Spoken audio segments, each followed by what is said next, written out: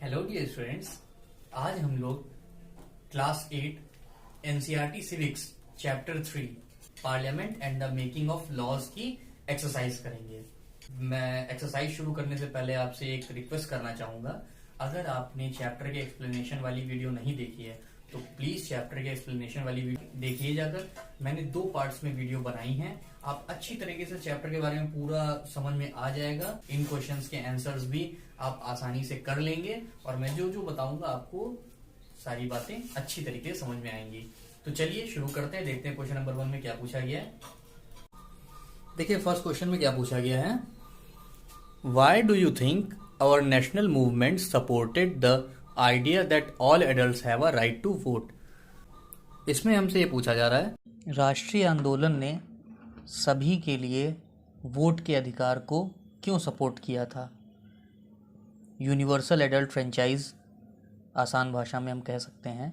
तो वही बातें हमें लिखनी है कि आखिर ऐसा हमें क्यों लगता है, ठीक है, जिनसे समझ में आ जाए कि नेशनल मूवमेंट जो था वो इस बात को सपोर्ट करता था। चलिए आंसर लिखते हैं। अब देखिए, अब इसका आंसर करते हैं। इसमें मैंने ये आंसर अगर 5 मार्क्स में पूछा जाता है तो आप ये आंसर लिखेंगे, the national movement supported the idea that all adults have a right to vote because of the following reasons. National movement ने सपोर्ट किया था इस आइडिया को कि सभी वयस्कों के पास में जो 18 ईयर्स से अबव हैं उनको वोट करने का अधिकार होना चाहिए। अब वो किन रीजन से पता चलता है, देखिए, under colonial rule the people had lived in fear of British government. Colonial rule में लोग जो है वो ब्रिटिश सरकार से डर में रहते थे। People did not agree with many of the decisions British took. लोग जो थे वो ब्रिटिश गवर्नमेंट कई सारे डिसीजंस लेती थी उससे सहमत ना होने का कारण ये होता था कि वो बड़े डिसीजंस, बहुत क्रूएल डिसीजंस होते थे जो कि लोगों के लिए अच्छे नहीं होते थे, क्योंकि ब्रिटिश गवर्नमेंट अपने फायदे सोचती थी। हम लोग कई सारे डिसीजंस देख भी चुके हैं, अभी तक का जितने चैप्टर्स पढ़े हैं तो उसमें हम लोगों ने बहुत सारे देखे, चाहे इंडिगो प्लांटेशन के लिए रहा हो और कई सारी चीजें देखी, आगे भी पढ़ेंगे। तो वो डिसीजंस लोगों के लिए अच्छे नहीं होते थे, तो इसीलिए लोग उनसे सहमत नहीं होते थे। जब लोग सहमत नहीं है तो परेशानी होती थी उनको। People faced grave danger if they criticise. और लोगों को बहुत भयानक खतरे झेलने पड़ते थे अगर वो उन डिसीजंस को क्रिटिसाइज करते थे, अगर आलोचना करते थे उन डिसीजंस की, ब्रिटिश गवर्नमेंट्स डिसीजंस, ठीक है, if they criticise British government's decisions. 4th point देखते हैं, the freedom movement changed this situation. और जो राष्ट्रीय आंदोलन हुआ, राष्ट्रीय स्वतंत्रता आंदोलन, उसने इस परिस्थिति को बदला। 5th, the nationalist began to openly criticise the British government and make demands. अब क्या था, अब जो राष्ट्रवादी थे, नेशनलिस्ट थे, वो ओपनली क्रिटिसाइज करना शुरू कर चुके थे ब्रिटिश को और अपनी डिमांड भी रख रहे थे और ब्रिटिश गवर्नमेंट के ऊपर प्रेशर बढ़ रहा था, क्योंकि जो नेशनल मूवमेंट था बहुत बड़ा रूप ले चुका था। सभी लोग जब इतने डिमांड कर रहे थे तो ब्रिटिश गवर्नमेंट पर प्रेशर भी पड़ रहा था। चलिए अब देखिए, अगर ये क्वेश्चन पूछा था मान लिया 3 मार्क्स में, तो इतना बड़ा आंसर लिखने की तब जरूरत नहीं है। तो 3 मार्क्स में एक छोटा सा, वैसे तो आप अगर चाहें तो इसमें से भी पॉइंट्स निकाल कर लिख सकते हैं मार्क्स के अकॉर्डिंग। बाकी मैं एक और आंसर लिखे दे रहा हूं, अगर 3 मार्क्स का क्वेश्चन पूछा जाए तो उसमें आप वो छोटा आंसर लिख सकते हैं।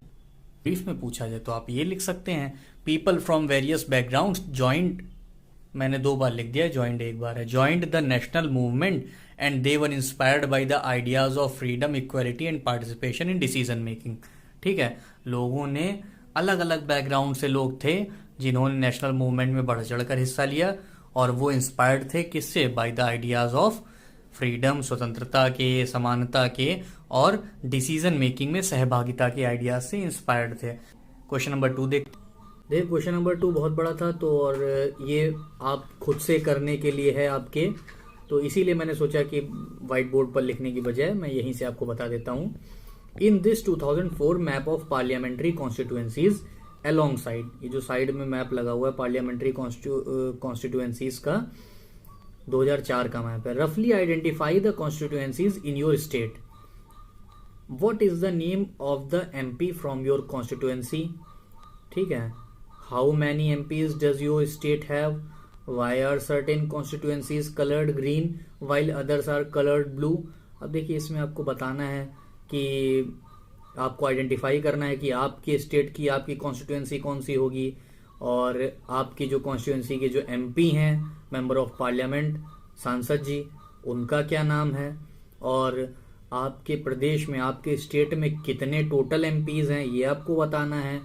और कुछ अब इसमें आप देख रहे होंगे कुछ कॉन्स्टिट्यूएंसीज ग्रीन और कुछ ब्लू क्यों हैं, तो इसके आंसर्स अपने आप से देंगे, लेकिन फिर भी मैं जो है आपको हेल्प मिले थोड़ा सा, तो जैसे मैं अपने जिस कॉन्स्टिट्यूएंसी में मैं रहता हूं उसके अकॉर्डिंग मैं आपको आंसर बता देता हूं।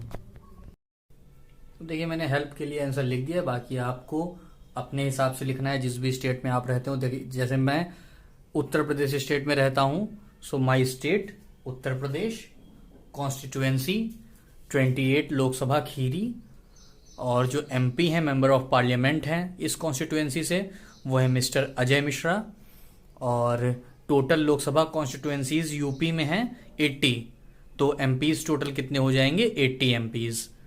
और the constituencies which are coloured blue show the reserved seats for the scheduled caste. और जो ये मैप बना हुआ है इस क्वेश्चन में, तो जो ब्लू शो कर रहा है, ब्लू का मतलब 84 सीट्स जो ब्लू शो कर रहा है वो जो है वो शेड्यूल्ड कास्ट के लिए रिजर्व्ड सीट्स हैं। और the constituencies which are coloured green show the reserved seats for scheduled tribes. जो ग्रीन कलर से 47 कॉन्स्टिट्यूएंसीज शो हो रही हैं वो किसके लिए रिजर्व्ड हैं, वो शेड्यूल्ड ट्राइब्स के लिए रिजर्व्ड है। देख क्वेश्चन नंबर 3 भी आपको अपने आप से ही करना है, और इसको मैं नहीं करवाऊंगा क्योंकि पिछले क्वेश्चन से आप समझ चुके हैं, तो आप लिख सकते हैं। क्वेश्चन पढ़ लेते हैं, समझा पूरा से क्वेश्चन दूंगा मैं। You have read in chapter 1 that the parliamentary form of government that exists in India has 3 tiers. This include the parliament, central government, and various state legislatures, state governments. Fill in the following table with information on the various representatives from your area. अब देखिए ये information अपने representative जो आपके area के हैं उस हिसाब से लिखना है, तो सभी का डिफरेंट होगा, सभी का सेम नहीं होगा। Which political parties are the currently in power, तो आपके स्टेट में जिस भी पार्टी की गवर्नमेंट हो आप लिख दीजिए स्टेट गवर्नमेंट में उसका नाम। और सेंट्रल गवर्नमेंट में, सेंट्रल में आप जानते ही हैं सेंट्रल में किसकी गवर्नमेंट में, सेंट्रल में एनडीए गवर्नमेंट है, तो आप सेंट्रल में एनडीए गवर्नमेंट लिख सकते हैं।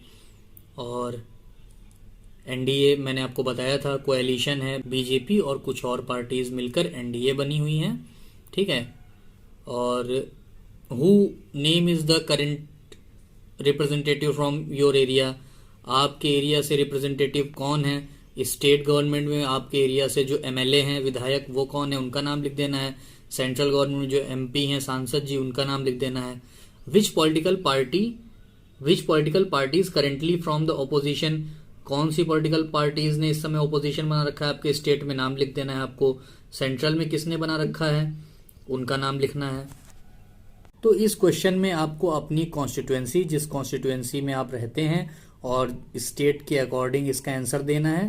पिछले क्वेश्चन का एग्जांपल जैसे मैंने दिया था उसमें अपने स्टेट और अपनी कॉन्स्टिट्यूएंसी के हिसाब से बताया था, तो इसमें आप इसको भी उसी तरीके से कर सकते हैं। ये आप अपने आप से कर लीजिए, आसानी से हो जाएगा ये क्वेश्चन। अब जो क्वेश्चन नंबर 4 है, read the story board on how a new law on domestic violence got passed. Describe in your own words the different ways in which women's group work to make this happen. ये exam point of view से important question नहीं है, क्योंकि exam में आपको ये story board लिखा हो आप उसको पढ़ें फिर अपने ओन वर्ड्स में, इस तरह से नहीं पूछा जाता। डोमेस्टिक वायलेंस एक्ट के बारे में जो थोड़ा बहुत पूछा जाता है वो आपने अगर एक्सप्लेनेशन वाली वीडियो नहीं देखी है तो प्लीज़ वीडियो देखिए जाकर, वहाँ से नोट्स बनाइए बस। आई होप आपको सारे क्वेश्चंस अच्छी तरीके समझ में आ गए होंगे, और अगर आपको वीडियो पसंद आई हो तो प्लीज़ वीडियो को लाइक कीजिए और चैनल को सब्सक्राइब कीजिए। Thank you.